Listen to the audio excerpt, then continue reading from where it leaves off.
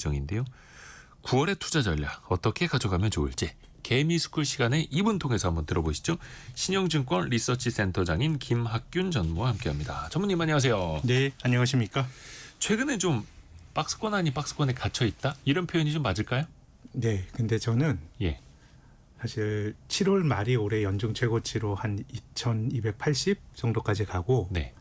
8월 한 달 정도 이제 쉬었습니다. 네. 근데 이제 우리 투자자들이 좀 조바심이 나실 수도 있는 게 올해 2분기는 좋았지만 지난 한 10년 생각해 보면 다른 나라 올라갈 때 한국은 못 올라갔거든요. 네. 그래서 또 8월 달에 또 미국이나 일본이나 이런 데 또 좋았어요. 그래서 예전처럼 한국 시장의 상대 부진이 또 재현되는 게 아닌가 그렇죠. 뭐 그런 걱정을 하실 수도 있는데 근데 저는 주가가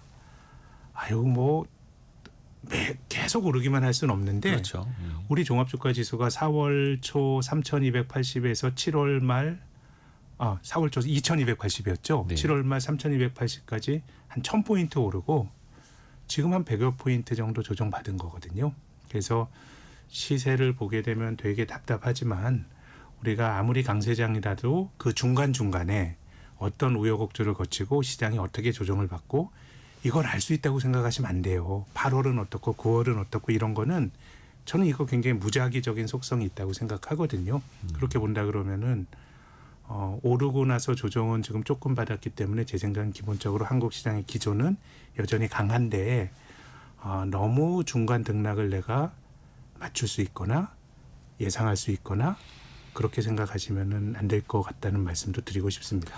물론 이제 올해 상반기에 거의 글로벌 증시 가운데 가장 세게 올랐기 좋았죠. 때문에 네. 좀 쉬어간 것도 있습니다만 뭐 7월, 8월 내내 미국장이나 일본장이나 유럽시장 뭐 사상 최고치 가는 거에 비하면 네. 우리는 3,300 그 사상 최고치를 아직 못 갔다 왔다 네. 보니까 아쉬움이 있는 게 마찬가지죠. 그러면 최근에 한 달간은 왜 쉬어간다고 보세요? 뭐 어떤 뭐 좀 실적 증가세가 좀 둔화가 됐을까요? 정책 근데 기대감이 후퇴된 게 있을까요? 실적 기대감은 좀 없었던 것 같아요. 왜냐하면 2분기 실적도 작년 대비해서 영업이익이 한 4% 정도 코스피 상장사가 늘어나긴 했는데 원래 시장에서는 뭐 한 25% 30% 늘 거라고 봤다가 네. 이제 거의 뭐 전년과 비슷한 수준으로 나왔는데 제 생각에는 최근에는 선진국 시장이 조금 좋았어요. 물론 이제 중국이 좀 약진하는 거 제외하면 중국을 제외한 나머지 신흥국은 별로 안 좋았는데 네. 달러화가 굉장히 약세를 나타내다가 8월 들어선 그래도 달러가 반등을 했습니다. 원달러 환율도 1,350원 7월 달에 떨어졌다가 지금 1,390원까지 올라갔거든요. 그래서 뭐 크게 보면 제 생각에는 달러가 강해지면서 신흥국을 중심으로 해서 비달러 자산에 대한 선호가 좀 커졌던 흐름이 좀 주춤하는 것 같고요. 네. 이제 그런 점에서 보면 이제 미국이 9월에 금리를 낮출 거냐 뭐 이런 것들이 되게 좀 중요한 변수가 되겠죠. 아무래도 미국이 9월에 금리를 낮추고 또 10월과 12월에 있을 FOMC에서도 금리를 낮출 거다라는 기대가 있으면 또 달러가 좀 약해질 수도 있기 때문에 그래서 제 생각에 뭐 조정의 원인을 찾자면은 이제 달러 약세가 좀 주춤거린 게 주된 이유인 것 같고요. 뭐 내부적으로는 우리가 6월 달에 신정부가 출범하면서 여러 가지 정책이 어떤 주주들 특히 소액 그 투자자들 편일 거다라는 기대가 있었는데 이제 이것은 뭐 옳다 그르다 말하기는 힘들 것 같아요. 뭐 이제 정책이란 게 꼭 주식하는 사람들에게만 맞춰서 할 수는 없는 건데 네. 아무튼 시장에서 기대했던 것보다는 조금 여러 가지 정책들도 기대에 미치지 못했던 것도 뭐 조정의 핑계거리가 됐던 것 같습니다. 그리고 그 2차 상법 개정안 이른바 네. 더 센 상법 개정 뭐 집중 투표제 도입이라든지 감사위원 분리 선출 이것도 이제 통과가 됐는데 근데 여기에 대해서 시장은 뭐 먼저 다 반영이 돼서 그런 어느 걸까요? 정도 그런 면이 반영은 있어요. 없었어요. 상법 개정안이 7월 초에 1차 상법 개정안 통과가 되고 했는데 이제 실은 이제 이게 어떻게 될 거냐가 중요한데 일단 법원의 판례가 굉장히 중요합니다. 이거 대법원까지 가려면 시간 많이 걸릴 거고요.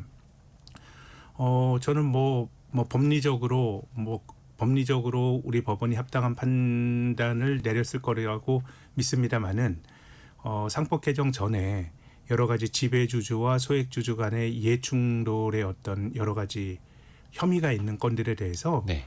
사실 그 법원에서 지배주주들 편을 들어줬거든요. 근데 이제 이번에 과거에, 상법 개정안에 안에 이제 이사들이 주주 회사뿐만 아니라 주주에도 충실해야 된다라고 항목이 들어갔기 때문에 뭔가 중요한 변화가 있는 건 맞는데 이걸 제대로 바꾸려 그러면은 제 생각에는 법원의 판례나 이런 시간이 좀 많이 걸리지 않을까라는 게 제 생각이고요. 또 한편으로는 또 피해갈 수 있는 것도 기업들이 많아요.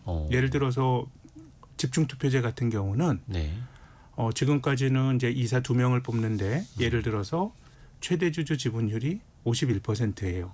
그럼 이 사람이 자 A 이사 뽑겠습니다. 투표하세요. 그러면 최대 주주가 51% 찍으면 이 사람 무조건 되잖아요. 네. 그다음에 B 이사 또 선임할 때 우리 B 이사에 대해서 투표합시다. 그래서 또 최대 주주가 51%를 찍게 되면 이 사람의 지분율은 51%지만 이사회에 대한 장악력은 100%를 가져가는데 그렇죠. 집중투표제가 되게 되면은 이제 표가 한꺼번에 이제 쏠림이 나타날 수 있으니까 2명 중에 1명에게 그 2표를 몰아줄 수 있으니. 그렇죠. 그러면 이제 한 명은 그 지배주주가 원치 않는 사람이 될 수도 있거든요. 네. 근데 이것도 피해갈 수 있는 방법이 많아요. 예를 들어서 이사의 임기를 차등화시키면 됩니다. 쪼개는 거죠. 쪼개는 거죠. 한꺼번에 2명, 3명을 뽑으면 집중 투표를 해버리니까 네. 한꺼번에 딱 1명씩만 선임하게끔 임기를 다 쪼개버리는 거죠. 그럼 그게 뭐 법에 어긋난 거냐? 최근에 우리나라 대기업들이 이 그 대기업의 어떤 그 계열사 간의 합병을 할 때 네.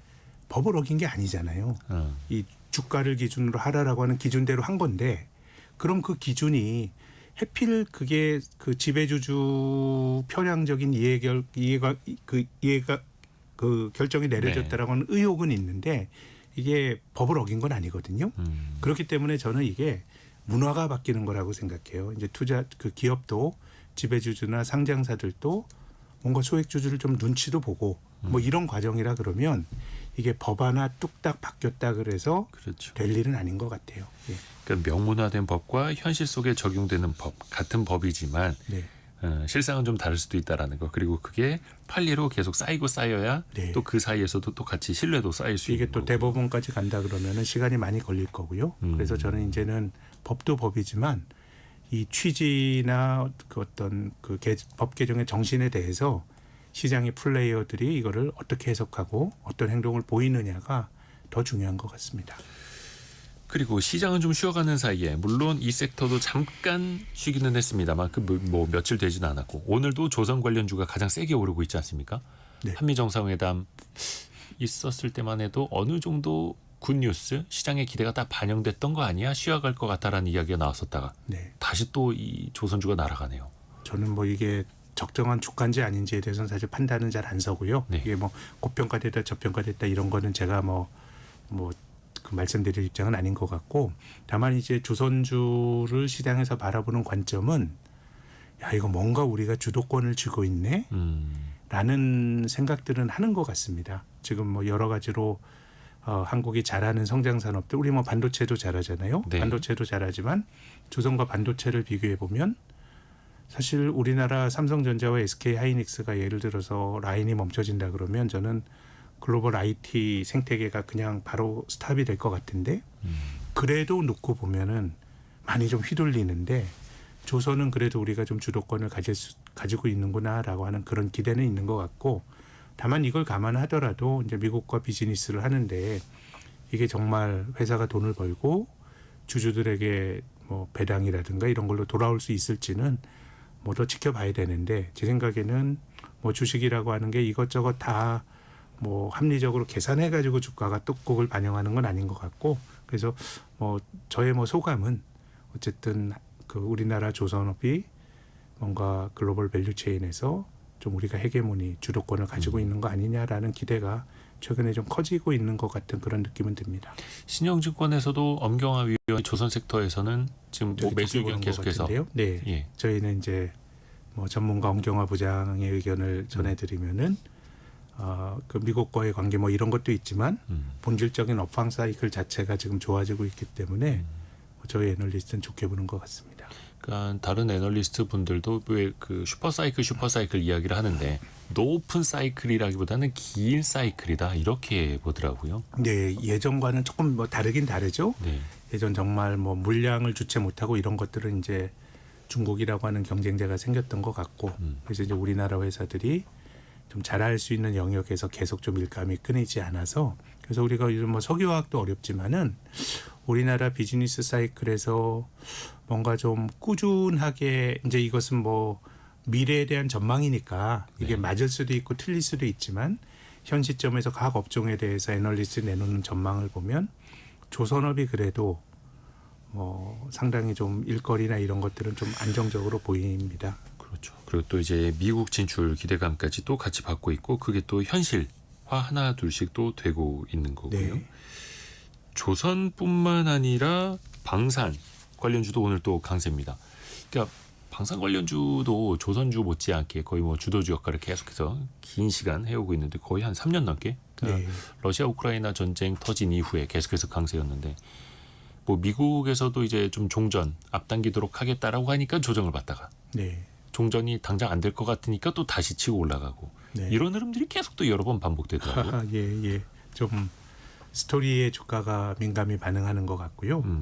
근데 어쨌든 방산도 뭐 예컨대 어떤 뭐 신약을 가진 바이오 기술을 가진 회사보다 실체가 있는 건 맞는 것 같고 네. 그래서 이런 류의 주식들은 뭐 그 끝없이 올라가는 주식은 없습니다. 아무리 좋더라도 주가가 대체로 기업이 나쁘기보다는 기업이 벌어들일 가치를 주가가 미리 선반영해서 주가가 이제 꺾이는 경우가 있는데 네. 이런 거는 경험적으로 워렌 버핏 같은 사람은 뭐 방산주나 이런 거를 못 살 것 같아요. 밸류에이션이 높아서. 근데 이제 투자의 정답은 없잖아요. 뭐 버핏처럼 하는 사람도 있고 또 방산주가 지난 2, 3년간 좋았는데 그럼 이거 안 사는 게 잘한 거냐라 그러면 또 뭐 그렇게 볼 수는 없는 거잖아요. 그래서 이런 기업들은 이익의 기울기가 중요한 것 같아요. 밸류에이션보다. 예를 들어서 매출이나 영업이익 증가율이 계속 높게 유지가 되면 지금의 밸류에이션이 상당히 높더라도 투자자들은 이익 증가의 속도가 가파르다는 걸로 그렇죠. 그 고평가 부담을 그냥 인정해 주는 경향들이 있는 것 같고요. 그래서 뭐 방산이나 원전이나 스토리는 굉장히 이제 좋은데 특히 방산 같은 경우는 우리 기업들이 잘하고 있는데 이익의 기울기가 어떻게 되느냐가 좀 중요한 것 같습니다. 이제 매출 증가율이 둔화가 되고 영업이익 증가율이 시장 기대치에 미치지 못하고 그럴 때 이제 밸류에이션이 비싼 종목들이 꺾이는 것 같습니다. 그렇죠. 해서 높은 기업 가치를 정당화하려면 또 그 높은 성장세를 또 계속해서 보여줘야 하는 네. 거고요. 그래서 이제 실적 시즌마다 또 그게 맞았나 틀렸느냐 또 계속해서 또 판가름이 되기도 하죠. 근데 다만 현재 방산주가 전체적인 조선주에 비했을 때는 또 밸류에이션이 또 높은 거는 또 아니더라고요. 네, 다만 또 그렇습니다. 산업 자체는 좀 차이가 있기는 합니다만.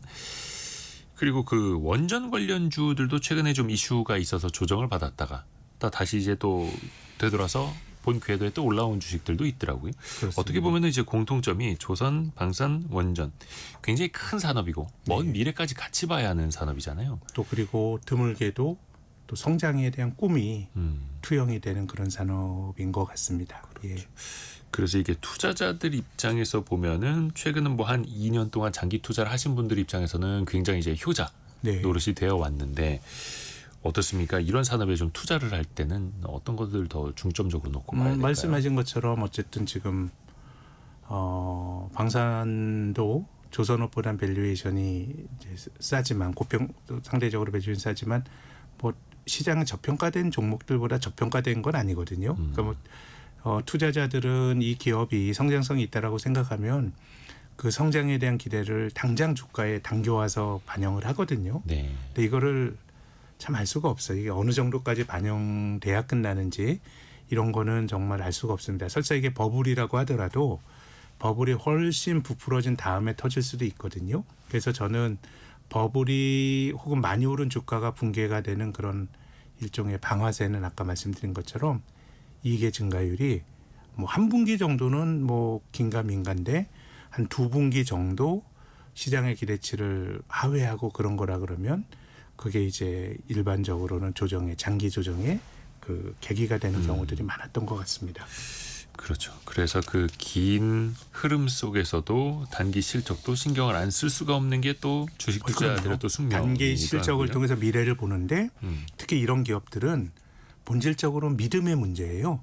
지금 밸류에이션이 굉장히 높은데 이거는 앞으로 이 기업이 끊임없이 성장을 하면서 돈을 벌 거야라는 기대가 그 높은 주가를 정당화하고 있는 거거든요. 그래서 뭐 밸류에이션이 그렇게 높지 않은 가치주 투자 이런 점잖은 회사를 조금 점잖다면 적절치는 않은 것 같은데 비싸지 않은 주식들은 실은 뭐 한두 번 미스하더라도 배당이나 이런 걸로 어느 정도 주가가 지탱이 되고 복원이 되는데 이런 것들은 기본적으로 꿈에 투자하는 행위거든요. 네. 근데 이 꿈이 뭐 말도 안 되는 그 어떤 그 다수의 투기적인 기대감, 뭐 방산이나 이런 건 뭐 그런 건 아닌 것 같아요. 실체가 있는 거지만 밸류에이션이 비싸기 때문에 이 사람들의 기대가 중요한 것 같아요. 미래는 뭐 알 수가 없잖아요. 근데 그 기대로 상당히 먼 미래의 기대까지로 반영해서 지금 주가가 형성돼 있으니까 중간중간에 그런 기대가 힘을 계속 가질 수 있을지를 확인하는 과정이 필요하지 않을까. 저는 엔비디아도 마찬가지 같아요. 어쨌든 뭐 이번 실적 발표에도 여러 가지 논란이 많았지만 뭐 그래도 시장의 높은 기대는 근근히 충족하면서 오면서 주가도 무너지지 않고 지금 오고 있는 거거든요. 그렇기 때문에 먼 꿈을 사는 거지만 그 꿈의 현실화 여부는 그때그때 발표되는 실적을 보면서 또 재확인을 해야 된다고 봅니다. 그렇죠. 그래서 그 속도가 늦춰졌는지 혹은 또 그보다 중요한 것 또 방향이 달라지지는 않는지 체크를 또 해야 하는 거고요. 증시 전반적으로 한번 볼게요. 특히 이제 미국 시장은 S&P 500이 그 처음으로 지난주에 6,500선도 넘었었고 사상 최고치 계속 가고 있지 않습니까? 물론 이제 금요일엔 조정을 받기는 했습니다만 근데 이 시점에서 또 많이 올랐으니까 뭐 조정을 언제든지 받을 수도 네. 있는 거기는 한데 전통적으로 9월의 평균 수익률이 상대적으로 좀 낮았더라고요. 네, 낮았죠. 4.2% 최근 5년간 10년 평균으로 봐도 9월의 수익률이 마이너스 2%. 뭐가 있습니까? 이거는 그냥 단순히 숫자일 뿐일까요? 9월의 증시가 저는 좀 그렇게 보는 약했던 쪽입니다. 이유. 이런 거를 이제 이례적 현상이라 그러죠. 네. 영어로 어노멀리라고 하는데 이게 뭐 합리성을 가지고 설명하기 힘든 현상들을 이제 그렇게 부르는데요. 이제 9월이 뭐 딱히 약해될 그런 당위성은 저는 잘 못 찾겠고요. 이게 뭐 좀 이례적 현상이고 너무 맹신할 일은 아닌 것 같아요. 특히 네. 이제 이런 데이터를 봤을 때 주의해서 봐야 될 거는 한국 시장은 월별로 보면 1월의 성과가 굉장히 좋거든요. 근데 1월의 성과가 좋았던 게 IMF 외환위기 때인 98년 1월 달에 코스피가 한 달에 51% 오른 적이 있었습니다. 그때 외환위기 때 주가가 그야말로 코스피가 반토막이 났다가 그 구제금융 들어오면서 50% 넘게 오르니까 그게 전체적으로 평균을 끌어올리는 효과들도 좀 존재하거든요. 네. 그래서 저는 뭐 이런 어떤 계절성은 뭐 썸머랠리 마찬가지고요. 산타랠리 마찬가지고요. 이런 것들은 그야말로 뭐 그때그때 좀 다르게 보는 게 맞지 않을까 생각합니다. 또 이게 상대적으로 우리 시장은 연말로 갈수록 대주주 양도세 회피 물량이 쏟아지고 또 그로 인해서 특히 중소형주가 눌리다 보니까 그보다 먼저 팔려는 사람들이 또 쏠리고 하다 보니까 항상 한 10월 찬바람 불 때부터는 좀 증시가 좀 안 좋은 현상들이 좀 반복이 되어 왔잖아요. 네. 작년에도 4분기는 좀 주가가 안 좋은 것 같은데. 근데 또 올해는 대주주 양도세 기준을 종목당 50억에서 10억 원으로 이제 강화하는 방안을 현재까지 기획재정부는 이제 꺾지를 않고 있어가지고 증시에 좀 부담이 되고 있는데 이게 어떻게 당분간 더 이어질 수밖에 없을까요? 근데 제 생각에는 주가라는 게 뭐 한 가지 단일 요인보다는 네. 뭐 여러 가지 복합적인 요인들이 이제 주가에 영향을 주는 거니까 그래서 우리가 여러 이슈들에 대해서 대화를 나눴는데요. 저는 뭐 가장 중요한 거 한 가지 뽑으라 그러면 9월에 미국이 진짜 금리를 낮출 거냐, 낮추고 앞으로 어떤 언지를 줄 거냐 이런 쪽으로 가게 되면 지금 우리나라만 하더라도 금리를 좀 낮추기가 되게 부담스러운 네. 한 번이나 두 번 정도 낮추면 다인 상황이고 유럽 중앙은행도 거의 금리 인하는 멈춰진 것 같고요. 일본은 오히려 금리를 상황과 조금 올려야 될 상황이고 네. 뭐 이렇게 본다 그러면 미국이 9월 달에 금리를 낮추게 되면 뭔가 달러가 굉장히 약해질 수 있거든요. 그래서 저는 뭐 여러 가지 계절성이나 이런 것도 있지만 뭐 한 가지를 지금 국면에서 집중해서 봐야 된다 그러면 달러의 동향이 중요하고 이건 이제 9월 FOMC에서 어떤 결정을 내려지느냐에 따라서 좀 달러의 향방이 결정되지 않을까 생각합니다. 근데 이제 지금 시장에서는 지난번 파월의 잭슨홀 회의 때 발언 이후에 거의 뭐 9월에는 금리 당연히 내리는 것처럼 반영을 또 하고 있더라고요. 네, 금리 인하 확률이 연방기금 금리 선물에 내재된 확률이 뭐 85% 전후 예. 왔다 갔다 하고 있습니다. 그 정도면 거의 뭐 9월의 금리 인하까지는 또 지금 시장이 또 반영을 하고 있다. 이렇게 또 봐야 되지 않을까요? 그래서 그 다음이 중요한데 예. 지난 잭슨홀에서 파월이 뭐 아주 비둘기파적인 얘기를 하진 않았던 것 같아요. 일단 뭐 관세로 인해서 물가가 좀 불안하게 움직이더라도 나는 이거 일시적으로 본다. 이건 굉장히 비둘기파적인 발언인데 나머지는 저는 트럼프가 너무 흔들어서 그랬을 수도 있다고 생각하는데 파월 의장을 가만두지 않잖아요. 막 욕도 하고 하면서 그러다 보니까 이제 데이터를 보면서 하겠다라는 거니까 그게 연준의 생각 안에 좀 실제로 녹아 있는 것 같아요. 그래서 9월에 낮추는 것도 중요하지만 그 다음 행보가 중요하고 그러기 위해서 이제 우리 시간으로 이번 주 금요일 날 나오는 미국의 고용지표 같은 게 되게 중요하고 전반적인 시장 반응은 나쁜 경제 뉴스에 금융시장은 좋게 반응하는 그런 형태가 아닐까 생각합니다. 그러니까 이게 주식 투자에 익숙하지 않으신 분들은 또 이제 헷갈리실 수가 있는 거죠. 아니 뭐 고용 지표가 그렇게 안 나오는데 부진하게 나오는데 왜 증시는 환호하는 거야? 또 그만큼 금리 인하 기대감이 또 커진다라는 역설적인 상황인 거고. 해서 경기가 둔화되더라도 일단 금융시장에서는 금리가 낮아지면 또 유동성의 힘을 또 볼 수가 있으니 네. 사실 또 반복되는 주가라고 거죠. 하는 거는 이제 경기가 좋을 때 주식시장이 우호적이고요. 또 돈이 많이 풀리는 게 주식시장이 우호적입니다. 네. 근데 일반적으로 경기가 좋을 때는 중앙은행이 돈을 안 풀게 되죠. 그래서 경기와 유동성의 양은 약간 상반되는 트레이드 오프 관계가 존재하거든요. 네. 그래서 늘 주식시장이라고 하는 거는 굉장히 양면적인 재료들을 보고 반응을 하는데 뭐 장기적으로 보면 2008년 금융위기 이후로는 경기보다는 유동성이라고 하는 요인이 훨씬 중요했던 것 같고요. 물론 미국 경기가 정신없이 무너진다. 그건 악재죠. 네. 그건 악재인데 뭐 경기가 지나치게 뜨거운 것보다는 적당히 둔화가 되는 게 특히 미국 밖의 나라들에게는 달러 가치라고 하는 게 달러가 강해지면 또 미국 밖의 나라들이 힘든 겁니다. 달러 구하기가. 그래서 달러가 약해지게 되면 미국 밖의 금융 환경을 상당히 좀 영어로 이징 아주 완화적으로 만들 수가 있기 때문에 그래서 역사적으로 보면 이 달러 가치가 약해질 때 미국 밖의 자산 시장이 굉장히 좋았고 저는 4월부터 7월까지 우리 주식이 올라왔던 과정도 크게 보면 그런 맥락에서 올라왔다고 생각합니다. 근데 이제 또 원달러 환율은 1,390원 안팎에 여전히 또 움직이고 있고 달러 약세가 최근엔 조금은 나타나기는 합니다만 또 원달러 환율이 한 1,300원대 중반 초반까지는 또 내려가 줘야 또 외국인 입장에서도 국내 증시에 또 많이 들어올 수 있잖아요. 그렇습니다. 근데 그 상황까지는 아직은 또 잘 보이질 않아요. 그런데 저는 좀 그럴 수 있다고 생각하는 게 최근에 위안화가 달러 대비해서 되게 강해지고 있습니다. 우리나라 원달러 환율이 1,350원까지 떨어졌다가 못 내리고 지금 다시 올라왔거든요. 네.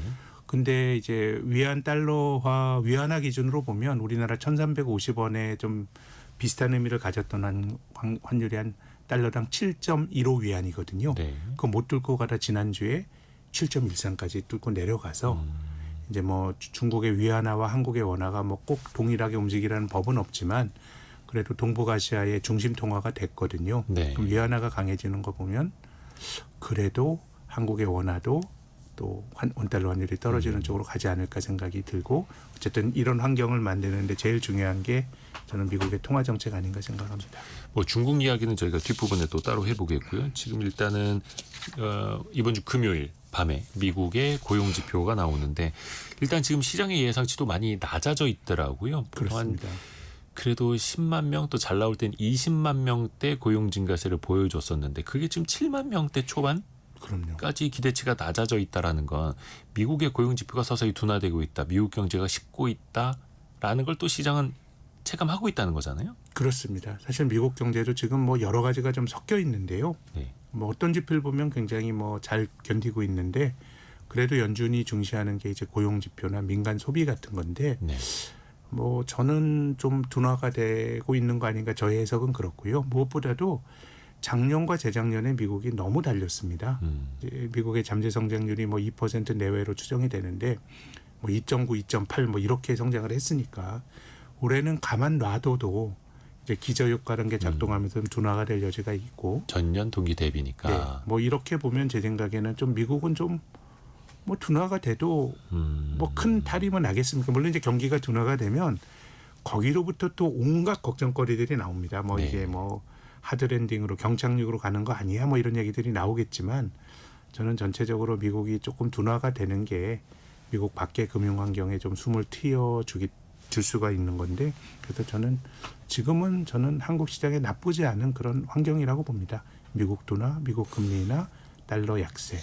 근데 다만 미국의 고용 지표를 비롯한 실제 경기의 둔화는 좀 서서히 와야 한다라는 거죠. 그럼요. 급격한 게 예, 아니라. 급격하게 나오면 그 자체가 또 글로벌 경제 너무 안 교란 좋구나. 요인이니까 참 투자가 이것저것 따져볼 게 많죠. 그래서 이게 기계적인 인과성이 작동하는 분야가 투자는 진짜 아닌 것 같습니다. 그래서 미국의 경기는 둔화되어야 금리도 인하되고 좋은데 그게 또 너무 갑자기 둔화가 되면은 또 시장은 또 깜짝 놀라고 우와 우리가 생각했던 것보다 더 안 좋네 또 이럴 수 있는 거고 또 그만큼 또 금리를 한 번 내리는 게 아니라 두 번, 세 번 혹은 빅스텝으로 내리길 또 원하는 또 그런 기대감이 또 한켠에서는 커질 수 있는 거고 네. 이게 항상 반복이 됩니다. 저희가 개미스쿨 시간 김학균 센터장과 이야기 나누고 있고요. 또 현재까지 들어와 있는 뉴스도 정리해드리고 개미스쿨 시간 이어가겠습니다. 라디오 정보센터 다녀옵니다. 개미스쿨 시간 신영증권 리서치센터 센터장인 김학균 전무와 이야기 이어가겠습니다.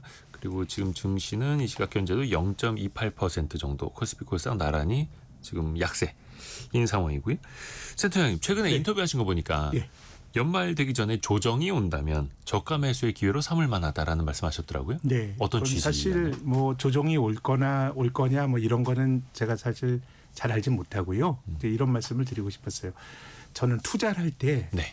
중간 파도를 내가 계산하거나 알 수 있다고 생각하시면 안 된다고 생각해요. 특히 뭐 10월이 어떻게 될 것 같아. 그거 어떻게 합니까? 뭐 나쁘게 보면 주가가 선반영했을 수도 있고. 그래서 강세장에서는 주가가 조정이 있을 때는 그냥 조정을 가지고 견디든가 아니면 돈이 있는 사람은 사면 되고요. 장을 나쁘게 보면 반등할 때 매도를 하면서 현금 비중을 높이고 뭐 이런 일반론으로 말씀을 드렸는데 그래서 제가 한번 말씀드린 것 같은데 좀 지루할 것 같지만 그래도 짧게 하나 말씀을 네, 드리면 좋습니다. 이 중간 파도를 내가 알 수 있다고 생각하면 안 된다. 그리고 주식이 올라가는 거는 한순간에 떨어지는 것도 한순간에 떨어지기 때문에 기본적으로 장을 좋게 보면은 그 포지션을 계속 들고 가야 된다라는 게 제 생각이고요. 또 제가 앞서서 지금 주식 시장이 많이 오르고 조정은 조금 받았다라고 말씀드렸는데 이게 굉장히 중요한 주가의 리듬이에요. 주식이 강세장도 올랐다 떨어졌다면서 올라가거든요. 네. 또 떨어질 때는 또 뭐 어저께 많이 올랐더라도 오늘 떨어지게 되면 세상이 또 달리 보이죠. 걱정이 많아지는데 네. 이걸 내가 알긴 어려운 거고 지금 양호한 조정이 앞으로 주가가 오를 거다라는 걸 단언하는 건 아니지만 네. 적어도 우리가 시장을 판단할 때 7월까지 많이 오르다가 8월에 이렇게 쉬어가면 이거 너무 지루하고 이렇게 생각하시면 안 된다는 거예요. 많이 오르고 조정은 조금 받는 거는 전형적인 강세장의 리듬이니까 이것들을 내가 너무 시장을 쪼개서 보면서 단기 뭐 월간 이렇게 보다 보니까 오히려 투자에 바이어스가 생기는 거거든요. 그래서 저는 계산하기 힘든 이 일에 대해서는 뭐 이걸 내가 알 수 있다고 생각하면 안 되는 것 같고 그래서 뭐 제가 보는 관점에서 아까 말씀드린 것처럼 뭐 지배구조 개선에 대한 노력 한국 계속 될 거고 달러가 약해지지 않겠는가라는 또 의견을 갖고 있는 거고 그런 거라 그러면은 예기치 않게 계산하기 힘든 조정이 나오더라도 저는 주식을 들고 버티거나 또 주식을 사는 기회로 활용해야 된다고 봅니다. 그리고 또 미국 시장을 계속해서 리드하는 건 역시나 기술주, 특히 이제 AI 관련된 네. 반도체 주식들 아니었습니까? 근데 지난주 후반에는 뭐 중국에서 알리바바였던가요? 자체적인 또 AI 칩 뭐 개발한다라는 소식에 또 미국의 AI 관련주들이 조정을 받기도 했었는데 또 이번 주 후반에는 브로드컴, 네. 그러니까 AI 어떻게 보면 반도체 설계 관련된 기업이죠. 여기가 또 실적을 발표합니다. 브로드컴도 최근에 주가는 뭐 사상 최고치, 네, 네. 뭐 PER이 올해 실적 기준 막 100배 넘고 네. 엄청난 이제 고평가를 시장에서 해주고 있는 건데 기대감은 높지 않습니까 일단? 네, 지금은 또 엔비디아 또 거기 또 어떻게 보면 과거 미국의 골드러시 때 청바지 같은 거 팔았던 SK 하이닉스 뭐 이런 기업들의 실적으로 보면은 사실 브로드컴의 실적이 정황상 꺾인다고 말하기는 좀 힘들 것 같고요. 그래서 이제 저는 이런 기업들이 굉장히 좋지만 또 그 3년 전에 이제 세상을 떠난 찰리 먼거가 이런 네. 얘기를 했어요. 내가 좋은 기업을 내가 참 고르는 건 쉽다. 이 기업 좋은 게 쉬운데 이제 주가랑 같이 봤을 때 기업은 좋은데 이 주가가 합당한 건가? 왜냐면 좋은 기업은 주가도 높으니까. 네. 그래서 찰리 먼거는 난 투자 의사결정 내릴 때 98%는 이제 불가지론이야. 난 모른다고 생각하고 안 산다. 이건 그 기업이 나쁘다가 아니고 그 기업이 고평가됐다는 것도 아니고 내가 모른다는 솔직한 얘기 같거든요. 네. 그런 점에서 보면 제 생각에 브로드컴 같은 것도 주가가 이걸 얼마나 반영하고 있느냐의 문제이지 실적 자체는 계속 좀 좋게 나올 가능성이 높은 것 같고 다시 한번 말씀드리지만 이거는 시장이 높아진 기대치를 이 기업이 얼마나 잘 눈높이를 맞춰주느냐가 이 기업의 주가를 형성한 기본 동력이지 PER이 100배인 주식이 150배 갈 수도 있어요. 네. 성장성이 계속해서 된다 그러면 사람들이 믿어버리거든요. 네. 근데 한두 번 삐끗합니다. 근데 PER이 주가가 많이 떨어지게 되면은 PER이 낮아지죠. 실적이 꺾이는 것보다. 이건 기본적으로 고성장하는 기업이니까 뭐 적자 반전되거나 이러진 않아요. 지금까지는 실적 전망치가 높아지는 것보다 주가가 더 많이 올라가니까 PER이 높아지는 거거든요. 네. 꺾이면 실적은 안 꺾이는데 주가가 많이 꺾입니다. 그럼 이 기업이 PER이 낮아지죠. 네. 근데 이런 기업들은 PER이 낮을 때 사면 안 돼요. 왜냐하면 PER이 100배에서 50배가 됐다고 가정을 해보면 사실 거의 100배일 때 보면 뭐 밸류에이션이 반으로 부담이 덜어졌네 생각할 수 있지만 50배도 비싸고 100배도 비싸요. 그러면 이 기대를 지탱하는 거는 그 기업이 그 발표하는 실적 성장에 대한 기대가 그것이 50배건 100배건 120배건 지탱을 하는 거기 때문에 그래서 저는 이게 상당히 뭐 저처럼 AI 산업에 대한 아주 장기적인 그 장기적으로 볼 수 있는 그런 게 부족한 사람의 한계이긴 그런 합니다만은 말씀을요. 예. 분기별로 참 레이싱을 하는 것 같아요. 삐끗하게 되면 상당히 많이 또 떨어질 수도 있는 거죠. 이런 것들은. 그래서 그 고평가받는 성장주 같은 경우에는 그 실적도 고성장하고 있다라는 걸 보여줘야 하는 거고 네. 그걸 혹자는 진실의 시간이라고 그럼 표현을 하죠. 절대 이익의 수준이 아니고 음. 이익이 늘어나는 기울기. 그렇게 되면은 사람들은 밸류에이션을 엄청나게 프리미엄을 계속 줄 수도 있습니다. 또 최근에는 그래도 미국에서 AI 관련된 뭐 이른바 대장주라고 하는 그런 주식들은 꽤 괜찮은 실적들을 다 보여주긴 네. 했는데 브로드컴의 실적은 또 어떻게 될지 이거는 또 이번 주 후반에 많은 분들이 주목하실 것 같습니다.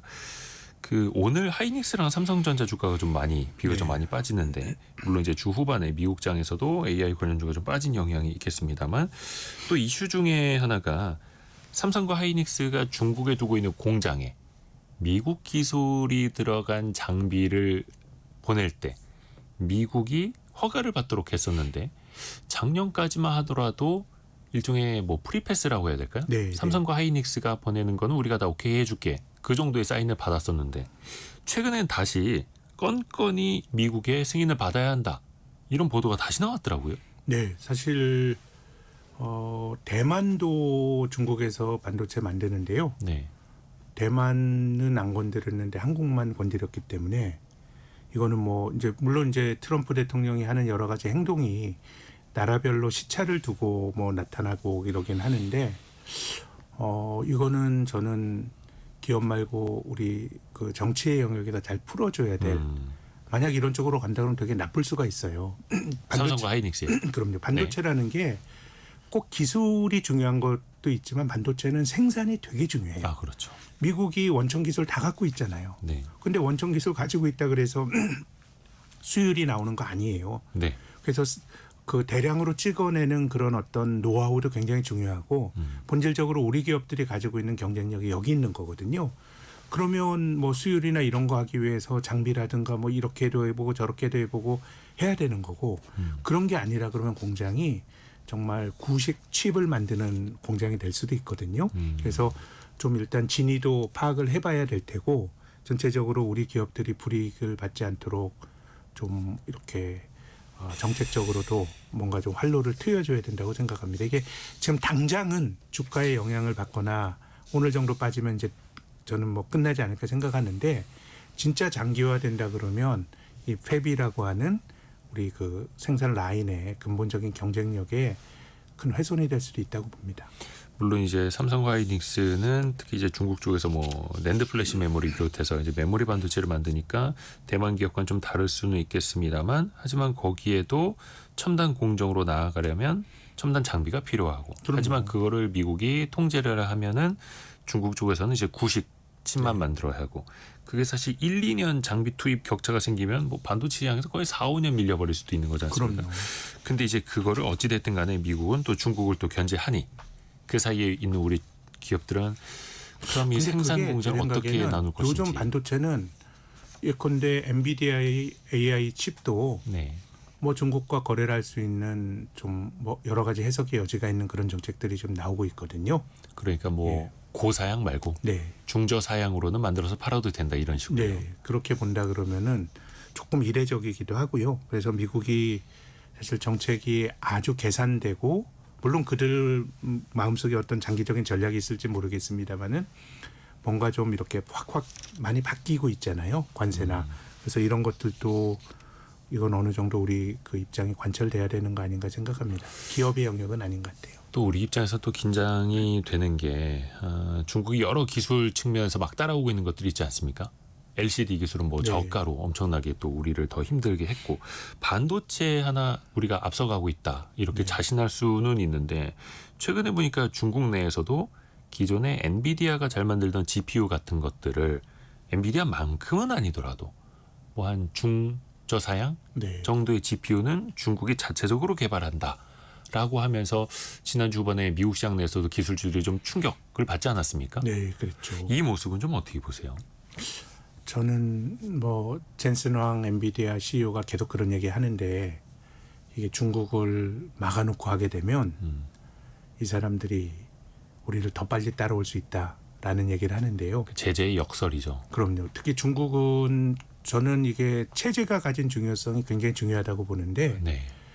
효율을 조금 신경 덜 써도 되는 것 같아요. 내가 내 사업을 한다 그러면 그거는 사실 내 돈이 들어가는 거고 망하면 안 되는 거고 이런 건데, 네.